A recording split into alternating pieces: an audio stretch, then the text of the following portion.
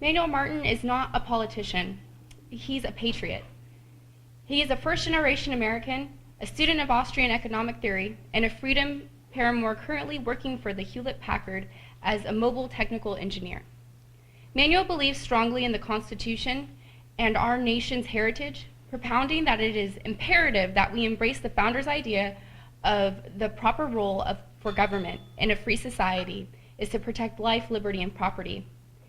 Martin is not running for Assembly District 9 because he wants to. He feels compelled to. Everyone, please welcome Mr. Manuel Martin. Taking time out of your afternoon to come listen to some politicians speak. I know that might not be the most fun thing in the world, but like my introduction was saying, I do work for Hewlett-Packard as a field tech engineer. What that means is I fix printers, computers, and everything in between. So it's a lot of fun, and I've been doing that for about a year and a half, so it's a good job. I was born in Lodi. Raised on my grandfather's dairy. I started working at the age of 12 years old on the dairy. I told my grandpa that I wanted to make some money, so he put me in this big old gigantic tractor and said, "Here you go, go work." So I started working because, like most kids, I wanted to be able to buy things. And my dad was not the type of dad to just give me handouts. When we go out to eat pizza, I get 1 quarter to go buy a gumball. If I wanted anything else, I'd have to work. Now, at that age, I was lucky that I had the opportunity to work, and so I took advantage of that. I worked on the farm until the age of 21. While I was there, I started a jelly company. I made pomegranate jelly. I had a pomegranate Merlot jelly, a pomegranate jelly, and a pomegranate strawberry marmalade. I was in Whole Foods and Food for Less, about maybe at any given time 12 or a little bit more stores. So that was a good learning experience. I don't know if any of you guys have ever done business with a grocery store, but it will definitely teach you a lot, that dynamic. And especially since I started from scratch and I knew nothing about making jelly. So it was a large learning curve, but I saw a niche in a market, and that was pomegranate jelly, and nobody had it. So I tried to take advantage of it. I gave that up. I was being a little entrepreneur. I gave that up to go back to school, got a degree in business management. And at about that time is when Obamacare was getting passed. And I saw the way it was getting passed through a lame duck Congress, a 2,000-page bill that nobody was reading. And I just thought there was something fundamentally un-American about that. It's just not right that your Congress can pass a 2,000-page bill during a lame duck Congress, and even though that the switchboard was melting down and there were hundreds of thousands of calls coming in every single week, they just ignored you. And that is not how a representative republic is supposed to work. And there's something wrong there. So with the implementation of Obamacare, I got really passionate. I started reading a lot of history. I started reading a lot of economics. And the more I read, the more I learned, the more I realized this country is not functioning how it was designed to function. There's a disconnect between how our founding fathers established this nation and how we are governing today. So that's a little bit about me. I don't want to talk too much about me. I want to talk a little bit about my full-time representation plan. And what this does is this learns from how our founding fathers established our government, and we put some of those principles here in California. See, the Constitution was not designed to keep government and control government, because after all, what is government? It's a collection of people. The Constitution was designed to control your representatives that you send to Washington. So the question I ask you is, what restraints do we have on our representatives here in Sacramento? None. The Constitution enacted restraints on our representatives in Congress, but nothing here. So my full-time representation plan, there's a couple of planks. One, I want them to work the first 2 weeks of the month, and the last 2 weeks they spend in the district. This will give them time to be in Sacramento, and then time to be home, living in the district, and on a continuing basis. Whereas now they're up there 7 months, they get paid way too much money, and then they come home and they lobby. Then they go back for 7 months and they stay secluded from the people. So what my plan does is it gives them an opportunity to be home every 2 weeks, living underneath and within the laws that they create. Another thing, I want to reduce their salary to $60,000 a year. It's about what the average California working household brings in is $60,000 a year. And I feel like if you're going to represent the people, then you shouldn't make 3 times what they make. Right now, when you include their per diem, it's about $130 grand a year. I feel like if you want to make $130,000 a year, get a job in the private sector. Don't go live off of the taxpayer and call it public service. That's how I feel. And another thing that's really integral to this state, many other states do it. Texas does it, for example. This state needs to start passing a 2-year budget. And this is integral for our economy. If we have a 2-year budget, businesses will be able to project into the future what the taxes are going to look like, what the regulatory environment is going to look like. And then with this ability to see what their government is doing, they can project their resources and decide, are we going to invest here? Are we going to invest there? Are we going to actually hire people? Now, when we give the private sector the ability to project, it will be beneficial for our economy, and hopefully the private sector will be able to allocate resources wisely and not have to worry about what the benevolent politicians are doing in Sacramento. That's a couple of planks of my full-time representation plan. Another thing that is integral, and especially in this state, is the size of our assembly districts. In California, we have the largest assembly size districts in the nation by more than, well, okay, the second place state. How large do you think the districts are in the second place state? Second largest. I want to guess. Somebody's got to guess. We're at 465,000 constituents. What do you think the second place state is? 250? That's a good guess. So Texas has the second largest assembly size districts at 167,000 constituents.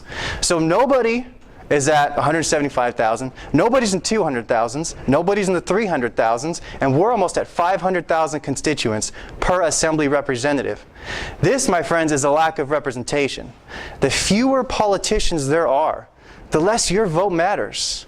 The fewer politicians there are, the more powerful each politician becomes.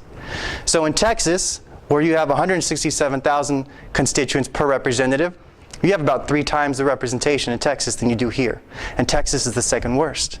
There's a problem with that. Nationwide, the average assembly size district is 51,000 constituents.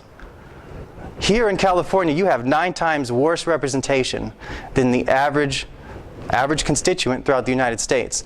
This is something that needs to be addressed. So under my plan, I want to reduce the size of assembly districts in half. I want to cut it in half to 232,000. This is a bold step by actually cutting it in half, but unfortunately, this is just the first step. It's kind of like just putting one toe in front of the other, because we still have the worst representation in the nation. So this is a little bit about my full-time representation plan. You know, if you want to help take the money out of politics without passing some sort of draconian law that takes away people's ability to exercise their ability to own property, which is money. Money's property. And without restricting people's ability to give money to candidates, the way to take money out of politics is to shrink the size of the district. In North Dakota, the assembly race that raised the most amount of money, they only raised $16,000. And they lost. In small districts, which in North Dakota they have 8,000 constituents per representative, in small districts, people don't trust the politician who comes in and spends, 4 or 5 times the amount of the average representative. In California, the district that spent the most amount of money, assembly district, spent $8 million. $8 million to 16,000. Now the question I want to ask you, when it costs $700,000 or $1 million to run for assembly, is that truly a citizen legislature? It's not. When you're 1 out of 465,000 voters, are you really being represented? I think not. When you have 80 assembly members representing 38 million people, is that a representative republic or an oligarchy? Oligarchy being defined as government by the few, for the few, off the backs of the many. That's my little impromptu. So I think this really needs to be addressed. We do need to shrink the size of the districts, and that's going to make your politician more accountable. Another thing that needs to happen, and 10 other states do it. 10 states limit the amount of bills each representative can propose to 10 or less. It's very common practice. If you give your representatives an unlimited amount of bills they can propose, what's going to stop them and hold them accountable to you? So in California, we have limitations. Each assembly member can propose 50 bills, and each senator can propose 65. There's some limitations, which is 6,600 a year.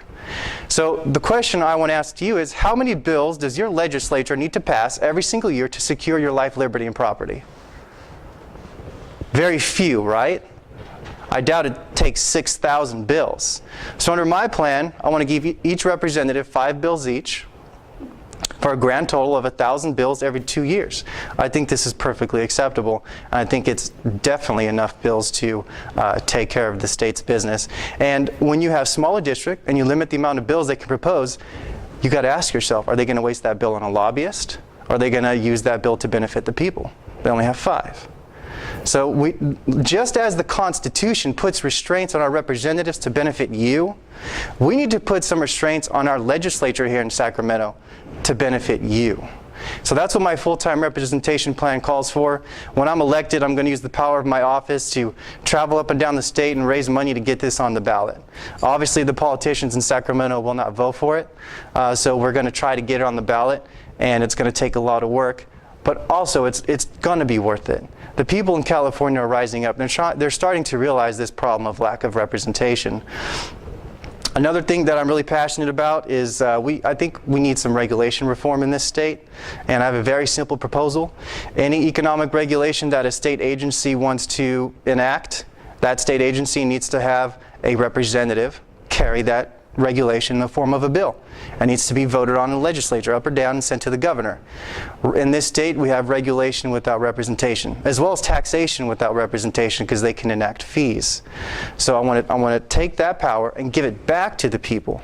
A state agency would then have to petition a representative to carry that bill, and then your representatives will now vote on it, versus some unelected bureaucrat telling you how to live your life. Those are a couple of things that I'm really passionate about. I'm also really passionate about education. I know Igor's intern over there is really passionate about Common Core. I'm really passionate about Common Core. I don't know if you guys know anything about Common Core. It's a national directive coming from the federal government. Our state legislature never voted on it. Congress never voted on it. Our governor just pushed it through. It's going to cost this state $2 billion to implement. It's lowering math standards. It's lowering English standards. And it's really just not good for our kids.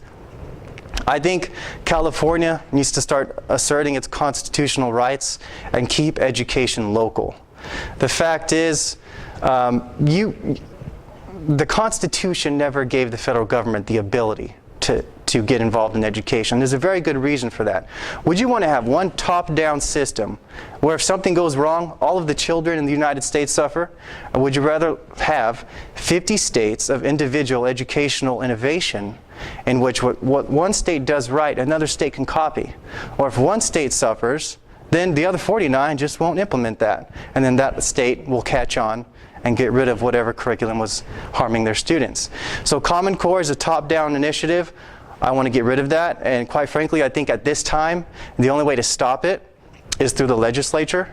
I don't think school boards really have the authority to do it anymore, which is rather sad. So those are a couple of things I'm passionate about. I'm a huge student of economics, huge student of history, and I realized that what made America great was not the ability for you to go out and have 5 different grocery stores to shop at. What made America great was you having the ability to start that 6th grocery store and be competitive and tell the consumers, hey, come look at my product, come look at my customer service, and you're going to like my store.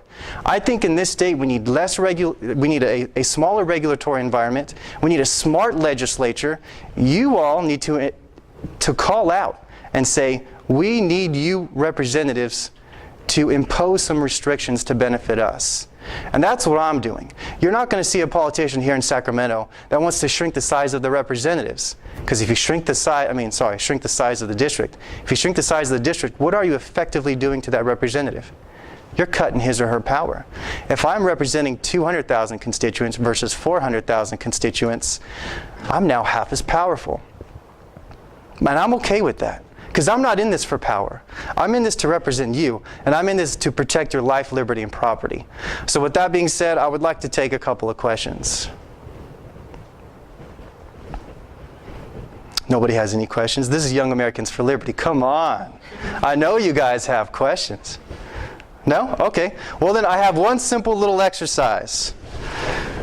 So Igor Berman's campaign is buying pizza, and I figured I'd do something a little innovative. So I have some books here.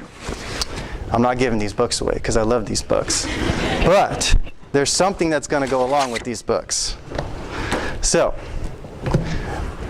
after the person who's read the most amount of these will get a little gift that I have. So who's read Orwell's 1984? Okay, good. Now, if you've read all of these, then keep your hand up. So, economics in one lesson. Nobody's read?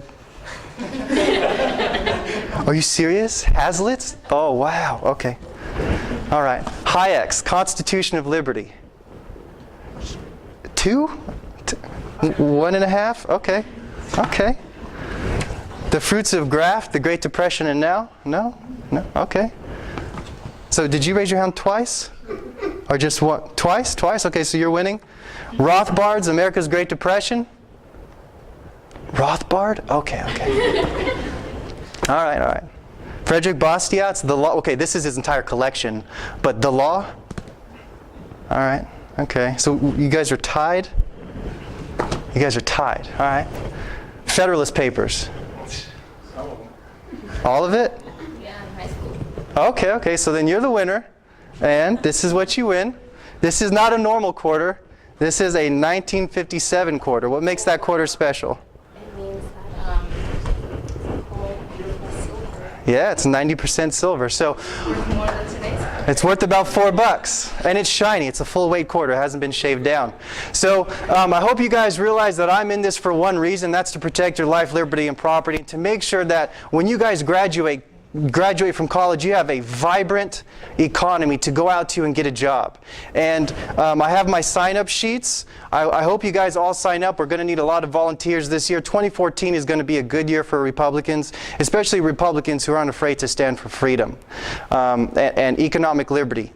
And so we're going to be passing around my sign-up sheets. If you guys could sign up, give me information. We'll keep you in contact with the campaign. And I look forward to working with you all in the future. Thank you.